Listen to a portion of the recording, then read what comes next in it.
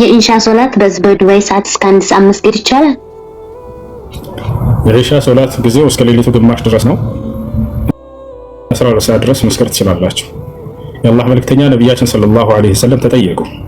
سئل رسول الله صلى الله عليه وسلم عن وقت صلاة العشاء فقال وقت صلاة العشاء إلى منتصف الليل. يا الله መልእክተኛ ሆይ የኢሻ ሶላት ገደቡ እስከ መቼ ድረስ ነው ተባሉ። እስከ ሌሊቱ ግማሽ ድረስ ነው አሉ። አይቻልም። ስለዚህ እስከ ሌሊቱ ግማሽ ድረስ አቆይቶ መስገድ ይቻላል። ነገር ግን ለማን ከተባለ አንደኛ ለሴቶች፣ ምክንያቱም በእነርሱ ላይ ሶላቱል ጀማዓ ግዴታ ስላልሆነ፣ ሁለተኛ ደግሞ ለወንዶች ታሞ ወይንም ደግሞ ፈርቶ በቤቱ ለቀረሰው፣ በአካባቢው የአዛን ድምፅ ከሰማስ ለዚህ ሰው ማቆየት ይፈቀድለታል ወይ? ወንድ ልጅ አይቻልም። ሄዶ ሶላቱል ጀማዓ መስገድ አለበት የታመመ ሰው ወይንም የፈራ ሰው ካልሆነ በስተቀር። ለእነዚህ ቤታቸው ስለሚሰግዱ ነቢያችን ሰለላሁ ዐለይሂ ወሰለም ስለፈቀዱላቸው እነዚህ አዘግይተው ቢሰግዱ ችግር የለውም።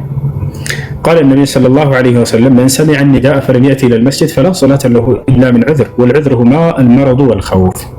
የአዛን ድምፅ ሰምቶ ወደ መስጂድ በመሄድ ሶላቱል ጀማዓ ያልሰገደ ወንድ ቤቱ ቢሰግድ ሶላት የለውም አሉ። በሁለት ምክንያት ካልሆነ በስተቀር። አንደኛው ምክንያት ምንድነው? ታሞ ከሆነ አሉ። ሰውየው ከታመመ ወደ መስጂድ ለመሄድ የሚያስቸግረው ከባድ ህመም ከሆነ ያለበት የዛኔ ቤቱ መስገድ ተፈቅዶለታል። ይህ ሰው የኢሻን ሶላት አዘግይቶ ቢሰግድ መልካም ነው፣ በላጭ ነው ለርሱ። ሁለተኛ የፈራ ሰው ቤቱ መስገድ ይፈቀድለታል። ያ ማለት በቤትና በመስጂዱ የሚያስፈራው ከባድ ለህይወቱ አደጋ የሆነ ነገር ካለ የዛኔ ቤቱ መስገድ ተፈቅዶለታል። ይሄ ሰው ቢያዘገይ ችግር የለውም። ሁለቱ ምክንያቶች ሳይኖሩት ግን ዝም ብሎ የሚያዘግይቶ መስገድ ነውና የሚፈቀድ በላጩ ብሎ ጀማዓ ሶላት ማሳለፍ አይችልም። ወጣቸው ማለት አይቻልም። እሺ ሌላ ጥያቄ አለ? እሺ ጀዛከላህ ኸይረን እሺ ሰላም አለይኩም ወራህመቱላሂ ሰላም ወራህመቱላሂ ወበረካቱ። ኡስታዝ የሆነ ጥያቄ ነበረ። እሺ አንደኛ የሰላት ጉዳይ ላይ ይሄ የሰው ስራ ነው የሚሰራው። ስራው ደግሞ ትንሽ ያስቸግራል ከሰላት ጋር ማለት ነው። ሰው ስለሚበዛ አሁን ዙር ለመስገድ ሲል አስሩን ወደ ዙር አምጥቼ ነው የምሰግደው። ይሄ እንዴት ይታያል? ይቻላል? አይቻልም። አሁን እሱ አይቻልማ በገና ማለት አዎ አስሩን ወደ ዙር አምጥቼ መስገድ ማለት ነው ለስራ ብዬ አይቻልም። እሺ ሁለተኛ ደግሞ የሚሰራው ሰውዬው እሱ እምነቱ ኦርቶዶክስ ነው። ስለዚህ ምግብ አብረን ስንበላ ቀድሶ ስለሚበላ እሱ ያ ነገር እንዴት ይታያል? ከሱ ጋር እሱ እንደዛ እያደረገ ያለው መብላት ይችላልው? ምን እያደረኩ ነው ያልከው? ምግብ ስንበላ አሁን ቢስሚላህ ብዬ ነው የሚበላው እኔ። እሱ ደግሞ በራሱ ሃይማኖት ቀድሶ እንትን አድርጎ ነው ከኔ ጋር የሚበላው። ይሄ እንዴት ይታያል? ምግቡ ኖርማል ምግብ ነው አይደለ? እሱ አርዶት ከሆነ ስጋ ከሆነ የዛኔ ቢስሚላህ ብሎ ያረደ ከሆነ ነው ከሱ ጋር የምትበላው። አይ ኖርማል ሽሮ ምናምን እሱ እንደዛ ከሆነ ችግር የለም። እሺ ሰላም አለይኩም። ወአለይኩም ሰላም ወራህመቱላሂ ወበረካቱ። እሱ ጥያቄ እኔ ባለ ትዳር ነበርኩና ከባለቤቴ ጋር በአጋጣሚ ስንጣላ እንዴት እንዳቃጠልሽኝ እኔና አንቺ እናቴና አባቴ ተመቃብር ቢወጡ ባልና ሚስት አንኮንም ብሎ አለኝ። ኒካው እንዴት ነው? እንዴት ይታያል? ሰው ፍቺን አስቦበት ከሆነ በዚህ ኒካው ይወርደው የዛኔ ነው። ፍቺን ካላሰበና ካልነየተ ግን ኒካው አይወርድም። እንዲህ አይነት ቃላቶች ባል ሚስቱን ለመገሰጽ ከጥፋቷ እንድትመለስ ብሎ የሚናገረው የሆነ ተቃራኒ ይሄ ኒካን አይወርድም። እሺ ኡስታዝ ሰላም አለይኩም። ወአለይኩም ሰላም ወራህመቱላሂ ወበረካቱ። ሰላም ነው? አልሐምዱሊላህ። እሺ ማሻአላህ ምናችን አንድ ጥያቄ ነበረኝ። እሺ አንድ የሌላ ሃይማኖት ተከታይ አስሩን ሲሰግዱ ለምንድን ነው ጮክ ብላችሁ ማትቀብሩት ብሎ ጠየቀኝ። እሺ አስሩና ዙር ሲሰግዱ ጮክ ብላችሁ አትቀብሩ፣ ሌላው ግን ትቀብራላችሁ ብሎ ጠየቀኝ። ኦኬ ነብዩ ሰለላሁ ዐለይሂ ወሰለም በዚህ መልኩ ስለሰገዱ አላህ ሱብሓነሁ ወተዓላ እኛ ማምለክ ብቻ ሳይሆን በምን መልኩ ማምለክ እንዳለብንም እርሱ ባዘዘን መልኩ ነው የምናመልከው። አያችሁ ታዲያ እንዴት የምናመልከው ከተባለ በተላከው ነብይ እርሱን በመከተል ነው። ነብያችን ሰለላሁ ዐለይሂ ወሰለም ዙህርና ዐስር በሚሰግዱ ጊዜ ድምጻቸውን ዝቅ አድርገው ነበር የሚሰግዱት። የመግሪብ ሁለቱን ረካዓዎች፣ የኢሻን ሁለቱን ረካዓዎች፣ የሱብሒን ሁለቱን ረካዓዎች ደግሞ ሲሰግዱ ድምፃቸውን ከፍ አድርገው ይሰግዱ ነበር። በዚህ መልኩ ከሰገዱ በኋላ ነብዩ ሰለላሁ ዐለይሂ ወሰለም ሐዲስ ላይ ምን ብለው አዘዙን? እኛ ሰሉ ከማ ረአይቱሙኒ ኡሰሊ አሉ። ልክ እኔ ስሰግድ እንዳያችሁኝ አድርጋችሁ ስገዱ አሉ። አላህ በቁርአን ላይ ምን አለ? ወተቢዑሁ ለዐለኩም ተህተዱን፣ ቀናውን መንገድ ትመሩ ዘንድ እርሱን ሙሐመድን ተከተሉት አለ ሰለላሁ ዐለይሂ ወሰለም። ስለዚህ እኛ በዚህ መልኩ የምንሰግደው የአላህ መልእክተኛ ነብዩ ሰለላሁ ዐለይሂ ወሰለም በዚህ መልኩ ስለሰገዱ እሳቸውን ስንከተል ዘንድ ይሄ ነው። እሺ መርሐባ ጀዛከላህ ኡስታዝ እድሜና ጤና ይስጥልኝ። መርሐባ እሺ ሰላም አለይኩም። ወአለይኩም ሰላም ወራህመቱላሂ ወበረካቱ። እሱ ጥያቄ ነበር። እሺ ቀደምሽ መርሐባ ሁሱ ስተኛ ማለት ነው ቁርአን ይዤ ነው የምተኛውና እሱ እንዴት ይታያል? ቁርአን ይዘሽ የምትተኛው ለምንድን ነው ልጄ? እንዲጠብቅሽ? አይ ቁርአን ይዤ ስተኛ በቃ እኔ ፈርሃን ሆኜ እተኛለሁ፣ ደስተኛ ሆናለሁ።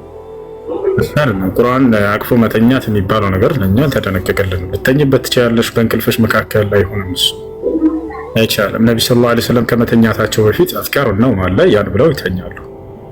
አንቺም እንደዚያ ነብዩ ሰለላሁ ዐለይሂ ወሰለም ሱና ተከትለሽ አዝካር ነው ብለሽ ተኝ እንጂ ቁርአን አቅፎ መተኛት አይቻልም። መርሐባ ሁለተኛ ጥያቄ ደግሞ ፔሬድ ሆኜ ያኔ በሞባይል ቁርአን በጋራ ቁርአን ሳነካ እንዴት ይታያል? ሀይድ ላይ ሆና ቁርአንን መቅራት ሴት ልጅ በተመለከተ በዑለሞች መካከል እክትላፍ ያለው ጉዳይ ነው። ነገር ግን ራጅሑ ትክክለኛው በቁርአንም ሆነ በሐዲስ ላይ ሀይድ ላይ ሆና ሴት ልጅ እንዳትቀራ የሚል የሚከለክል የለም። ስለዚህ በሶስት መንገድ መቅራት ትችላለች። ምንድነው የሚከለክለው? ቁርአንና ሐዲስ ከተባለ መንካትን ነው የሚከለክለው፣ መያዝን ነው የሚከለክለው። አላህ የቱ ጋር ነው ይሄን የተናገረው ከተባለ ላ የመስሁ ኢለል ሙጠሃሩን ይላል። የተጠራሩ ሰዎች ካልሆኑ በስተቀር አይነኩትም ቁርአንን አለ። አይነኩትም አለ እንጂ አይቀሩትም አላለም። ነቢያችን ሰለላሁ ዐለይሂ ወሰለም ወደ የመን በላኩት ደብዳቤ ላይ ላ የመስል ሙስሐፍ ኢላ ጣሂር አሉ። ቁርአንን ጣህራ የሆነ ሰው ካልሆነ በስተቀር እንዳይነካሉ እንዳይቀራል አሉ። ስለዚህ ይሄን ይዘው ዑለሞች በሶስት መንገድ መቅራት ትችላለች አሉ። አንደኛ በሂፍዟ ቁርአንን ሳትነካ፣ ሁለተኛ ሞባይሏን ይዛ لأن الجوال لا يأخذ حكم المصحف፣ ሶስተኛ ደግሞ ምንድነው የወረቀቱን ቁርአን ሙስሐፍን በጨርቅ ወይንም በጓንት ይዛ يعني بحائل اما بدون حائل فلا ያለ ግርዶሽ ወይንም ደግሞ ቀጥታ በእጇ ይዛ መቅራት እሱ ነው የማይቻለው። ይሄን ይመስላል። አላህ አለም። መርሐባ ጀዛከላህ። እሺ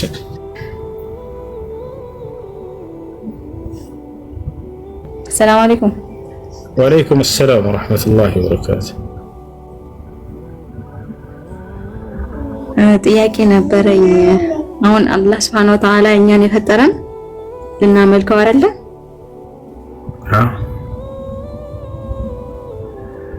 ስለዚህ ጥቅሙ ለኛ ነው ጀነት ለመግባት ስንል ማለት ነው። ለአላህስ እንዴት ነው? ለአላህስ ጥቅሙ ምንድነው? ማወቅ ፈልጋለሁ። አላህ ምንም የሚጠቀመው ነገር የለም። አላህ Subhanahu Wa Ta'ala ብናመልከው ጥቅሙ ለማን ነው? ለኛ ነው። ጉዳቱ ለማን ነው? ለኛ ለራሳችን ነው። አላህ የሚጠቀመው ነገር አለኛ ስላመለክ ነው? ላ ምንም የሚጨምርልኝ በስልጣኔ ላይ ምንም የሚጨምር ነገር የለም ብሏል። እርሱ ሁሉ ነገር የራሱ ነው፣ የግል ነው። በአምልኳችን የሆነ የሚጨምርለት ነገር የለም። እኛ እርሱን ስለካድነው የሚጨምርለት ነገር የለም። ይህን ነቢያችን ሰለላሁ ዐለይሂ ወሰለም በነገሩን ሐዲስ ላይ አላህ ሱብሓነሁ ወተዓላ ባሳወቃቸው ሐዲስ አልቁድሲ ላይ ሲናገር ራሱ ምን አለ? ቃለ ነቢዩ ሰለላሁ ዐለይሂ ወሰለም ቃለ አላሁ ተዓላ የብነ አደም ለው አነ አወለኩም ወአኺረኩም ወኢንሰኩም ወጅነኩም ካኑ على أثقى رجل منكم لما زاد ذلك في ملك شيئا يعني እናንተ የአደም ልጆች ሆይ የመጀመሪያቸውም የመጨረሻቸውም ሰዋችሁም ጅናችሁም በአንድ ሰው እኔም በሚፈራ ሰው ልብ ላይ ብትሆኑና ሁላችሁም ለእኔ ብትገዙ ለእኔ በስልጣኔ ላይ ጭራሽ የሚጨምርልኝ ነገር የለም ይላል። ቀጥሎ ምን አለ? የብነ አደም ለው አነ አወለኩም ወአኺረኩም ወኢንሰኩም ወጅነኩም كانوا على أفجر قلب رجل واحد منكم لما نقص ذلك من ملك شيئا እናንተ የአደም ልጆች ሆይ የመጀመሪያችሁም የመጨረሻችሁም ሰዋችሁም ጅናችሁም ሁላችሁም በአጠቃላይ እኔን በሚያምጽ ሰው ልብ ላይ ብትሆኑ ሁላችሁም ነው የአማጺ ህዝብ ትልቅ አማጺ የሚባል በሱ ልብ ደረጃ ላይ ብትሆኑ ሁላችሁም ይሄ ከኔ ስልጣን የሚቀንስብኝ ጭራሽ ነገር የለም ማለት ስለዚህ ሰዎች ቢያምኑና ቢገዙት ራሳቸው ናቸው የሚጠቀሙት፣ ቢክዱትና ቢያምፁት ራሳቸው ናቸው የሚጎዱት። ይሄ ነው። እሺ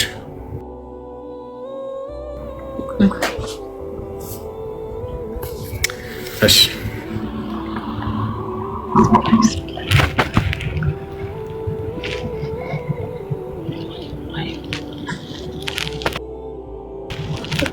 ሰላም አለይኩም። ወአለይኩም ሰላም ወራህመቱላሂ ወበረካቱ። ሰላም ናችሁ? እንዴት ነህ? ጥያቄ ነበረኝ። የሆነ በአቅራቢያ ያለ መስጊድ ላይ ሰው ገርገራ ላይ እንኳን ሆኖ ተኝቶ መነሳት የማይችልበት ቦታ ላይ ራሱ ሆኖ መስገድ አለበት ግዴታ ምናምን ብለው እና በቅርቡ ደግሞ አንድ አጎት ነበረኝና ወደ አኺራ ይባል አላህ ይማረው እና በጣም እንደዚህ መነሳት አይችልም። በቃ አይኑ ብቻ ነው ማየት ራሱ የሚችል። በጣም ከፍተኛ ህመም ላይ ነበር እና ሶላት አልሰገደም ነበር እና ምንድነው በዚህ ነገር ላይ ብትነግረኝ። ከዛ በፊት ይሰግድ ነበር? አዎ ኩፋር አድርጉበት። የሰው ልጅ የመጨረሻ ህይወቱ ላይ ምናልባት በመሰነፍ ምክንያት ላይ ሰግድ ይችላል። ልኩ ሲሰግድ ቆይቶ ሰዓቱ ላይ ተዳክሞ ቢሆንም ግን ማቋረጥ የለበትም እና ለዚህ ሰው ዱዓ ታደርጉለት ይችላል። አሰጋገዱስ እንዴት ነው? አሁን እንዴት ነው ሊሰግድ የሚችል? ውዶ እንኳን ለማድረግ በጣም ከፍተኛ እንደው እኛ ነን ራሱ ብድግ የምናደርገው እንኳን ውዶ ለማድረግ እንኳን ደግሞ ሱጁድ ምናምን ቁጭ ብሎ ራሱ መስገድ አይችልም። በቃ ቁጭ ብሎ ራሱ قال النبي صلى الله عليه وسلم صل قائما فإن لم تستطع فقاعدا فإن لم تستطع فعلى جنب فإن لم تستطع فأوم إيمان ነብያችን ሰለላሁ ዐለይሂ ወሰለም ቆማችሁ ስገዱ፣ ቆማችሁ መስገድ ካልቻላችሁ ቁጭ ብላችሁ መስገድ ካልቻላችሁ ጋደም ብላችሁ ስገዱ፣ ጋደም ብላችሁ መስገድ ካልቻላችሁ ደግሞ በማመላከት ስገዱ አሉ። ስለዚህ ሰውዬ ቁጭ ብሎ መስገድ አልቻለም እና ተብሎ አትላቋረጥ አይጠጣም፣ በቻለው አቅም መስገድ አለ እና እንዳጠቃላይ ዱዓ አድርጉለት፣ ኢስቲግፋር አድርጉለት። በማመላከት ያልከው ነገር እንዴት ማለት ነው? አሰጋገዱ ነው በአይኑ ማለት ነው። በአይኑ ይሰግዳል። ተክቢራት በተክቢራት ለህራም ባንደበት መናገር ከቻለ አላሁ አክበር ይልና ከዚያ በኋላ በአይኑ እንዴት ነው የሚሰግደው ከተባለ ሩኩዕ ሲያደርግ አላሁ አክበር ብሎ አይኑ ዝቅ ያደርጋል። ሰሚ አላሁ ሊመን ሐሚዳ ሲል አይኑ ከፍ ያደርጋል። ስጁድ ሲያደርግ አላሁ አክበር ብሎ ከሩኩዕ ዝቅ ያደርጋታል አይኑን ማለት ነው። ወጣች ከስጁድ ሲነሳ አላሁ አክበር ልክ እንዲህ በማመላከት በመጥቀስ ይሰግዳል ማለት ነው። እሺ መርሐባ። እሺ ወንድሜ ባረካለ። እሺ ከላይ ህልሜ ነህ። ሰላም እንዴት ነሽ? ሰላም አለይኩም። ወአለይኩም ሰላም። ያ ብዙ ነበር እስልምና ተቀበልና ልታገባ ነበር። ቤተሰብ ክርስቲያን ነበርና ቤተሰብ እንዲያሉ እኔም ሰለምቴ ነበር። ያኔ ኒካ እንዴት አድርጋ ማሰር ትችላለች? እሺ በአካባቢዋ ኒካ የሚያስር ቃዲ ካለ እሱ ያስርላታል። ሸሪዓ ፍርድ ቤት ያለ ሸሪዓ በሌላ በአካባቢ ኒካ በማሰር የሚታወቅ ቃዲ ካለ እሱ ኒካውን ያስረዋል። ስድና ያለችው ሳውዲ ማለት ነው። ያኔ ባሏ መዝሙ ነው፣ እሷም መዝሙ ናት። ቤተሰብ ደግሞ ሀገር ቤት ነበር እንደ ብሩ ማሰር እዛ ባላቸውበት ጅዳ ከሆነ ጅዳ ላይ ኒካ የሚያስሩ ቃዲዎች ካሉ የተጋቡ ሙስሊም ጓደኞች ካላችሁ ጠይቋቸው። እንዴት ነው ያገባችሁት? ማን ነው በዚህ አካባቢ ኒካ የሚያስርላችሁ? በሉና አጠይቃችሁ አከሌ ነው የሚል ከነገሯቸው ያን ሰው ሄዳችሁ ክልና ሊቃማ ይጠይቃሉ። ይሄን ስንጠይቅ ደግሞ ባለ ሊቃማ ነው ይሉናል። ሸሪዓ ፍርድ ቤት የግዴታ በአካባቢ ሄዳችሁ መሄድ አይጠበቅባችሁ። በአካባቢያችሁ ኢትዮጵያ ሰው ካለ ኒካ የሚያስር እሱ ጋር ሄዳችሁ ኒካ ማሰር የሚታወቅ ከሆነ እሱ ያሱ ኒካ ያስርላችኋል። እሺ ሽክራን ጀዛከ ኸይር።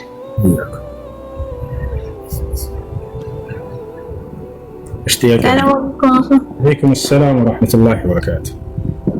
ሁለት ጥያቄ ነበረኝና አንደኛው ማለት ልጅ እያለሁኝ ነው፣ በጣም ልጅ እያለሁኝ ነው እና በጎረቤት ላይ አሎ ሰላም አለይኩም።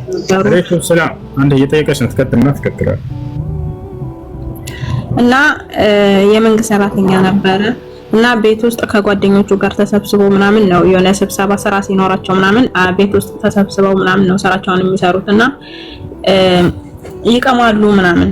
ከዛ እኔ ነበርኩኝ ቤት ማጸዳላቸው ማለት ነው እና ያዝልኝ ይለኛል እና ቤቱን እኔ ነበርኩኝ ማጸዳለት። ከዛ እነሱ ወጡ ማለት ነው። ጨርሰው ሲወጡ እኔ ቤቱን እያጸዳሁኝ እያለ ወርቅ አገኘሁኝ ማለት ነው፣ የጣት ወርቅ። ከዛ እኔ ያ ማለት ብዙም አላገናዘበም እንደዚህ የሰው ሀቅ ምናምን የሚለው ነገር እኔ አላውቅም ማለት ነው። ከዛ አንስቼ ለእናቴ የሰጠኋት ማለት ነው። ከዛ እናቴ በቃ ካደኩኝ በኋላ ይሄ ነገር ሲገባኝ የታለ ምናምን ለመመለስ ማለት ነው የታለ ብዬ ስጠይቃት ወይ ጠፍቷል እኮ አለችኝ። ከዛ እኔ ደግሞ የማን እንደሆነም አላወቅኩም፣ ምክንያቱም ብዙ ሰው ነበር እዛ ማለት ነው አብረው የሚቀመጡ። ከዛ ለልጁ ደግሞ ብነግረው ቤተሰብንም ስለሆንን ያ በቃ እንቀያየማለን ብዬ ዝም አልኩኝ ማለት ነው። እና በጣም ሰላሜን ነስቶኛል። እንዴት ላድርግ? እሺ የሰው ወርቅ ምናምን ጥያቄ ስትጠይቁ እሺ ለማንኛውም የሰው ወርቅ ነው አይደለ? ያናጊተሽ ለእናት ሰተሻት ነው? አዎ ለእናቴ የሰጠኋትና ከጊዜ በኋላ ስጠይቃት ወይ ጠፍቷል እኮ አለችኝ። እሺ የዚያ የወርቅ ባለቤት ትታወቃለች? አይ አይታወቅም፣ ወንድ ነው። እኔ አላውቀውም። ያን ገንዘብ ካገኛችሁ ባለቤቶችን ካገኛችሁት ለሱ መስጠት፣ ካላገኛችሁት ደግሞ ለድሃ ነው መስጠት ያለባችሁ። በሰደቃ መልክ ይሰጣል። እሺ ያን ሰው ማግኘት የማትችል ከሆነ ለድሃዎች ሰደቃ መስጠት። አሁን የዚያን የወርቅ ዋጋ የምታውቂ ከሆነ ሰደቃ መስጠት ማለት ልጁን አውቀዋለሁ እኮ ግን አሁን ብነግረው እንደዚህ አግኝቼ ነበር ያኔ ብለው ልንቀያየም እንችላለን ብዬ ፈራው። እንደሱ ከሆነ በሀዲያ መልክ ለሰውየው መስጠት። የሱም ባይሆን የሱ መሆኑን አውቃለሁ፣ ልጁን አውቀዋለሁ አልሽ እኮ። ኖ ልጁን አውቀዋለሁ ግን ወርቁ የማን እንደሆነ አላውቅም። ብዙ ናቸው የሚቀመጡት፣ ስራ ይሰራሉ ተሰብስበው ማለት ነው። በዛ ሰዓት ነው እንትን ባለቤት ማን እንደሆነ አታውቂም? አላውቅም። አሁን ምንድን ነው ያልሽው? ቤት ውስጥ ማለት ተሰብስበው ነው እንትን የሚሉት። ጎረቤት ነው ልጁ ማለት ነው። ልጁን አውቀዋለሁ ግን ወርቁ የማን እንደሆነ አላውቅም። ብዙ ሆነው ነው የሚቀመጡት እዛ። እሺ ያን ወርቅ የማን እንደሆነ አሁን መጠየቅና ማረጋገጥ ትችላለሽ? ከሁላቸውም የትኛው እንደሆነ አላውቃቸውም። ረስቻቸዋለሁ፣ ልጅ ነበርኩኝ ያኔ። አንደኛውን ብቻ ነው የማውቀው፣ ቤተሰብ ስለሆነ አንደኛውን አውቀዋለሁ። ምናልባት የሱ ከሆነ ምንድነው መደረግ ያለበት? የወርቁ ዋጋ ለሰውየው ሰደቃ ይሰጣል። በሀዲያ መልክ ትሰጫዋለሽ። ዛሬ ብትነግሪው ያን ነገር የሚቀየም ከሆነ ያ ነው። ያ መሆኑ ካልታወቀስ ባለቤቱ ለድሃዎች ሰደቃ ይሰጣል።